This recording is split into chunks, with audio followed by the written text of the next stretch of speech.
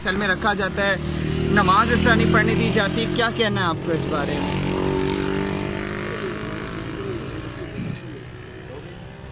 सबसे पहली जो नाइंसाफ़ी वो किसी शख्स को उसकी आज़ादी से महरूम करना, और नवाज शरीफ साहब उनकी बेटी के साथ, उनके दामाद के साथ, उनके साथी हनीफ अब्बासी साहब के साथ और इंजीनियर कमरुल इस्लाम साहब के साथ ये नाइंसाफ़ी हो चुकी है कि उन्हें उनकी आज़ादी से महरूम हो चुके हैं।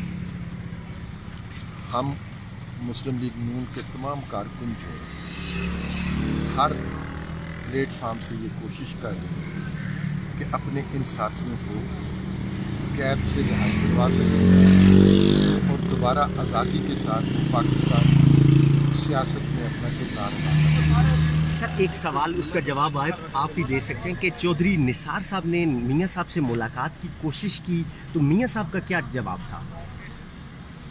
मुझे इस बारे में इल्म नहीं है, ये तो वही बता सकते हैं।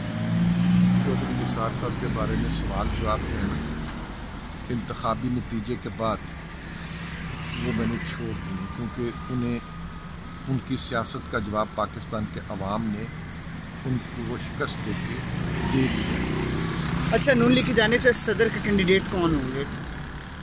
अभी हमने इसका फ़ैसला नहीं किया, सियासी जमातों के साथ मशवरे जारी हैं। हम चाहेंगे कि सारी हिज़्ब इख्तिलाफ एक मुतफ़िका नाम पर रज़ामंद हो जाए और वही फुर्सत के उम्मीदवार है।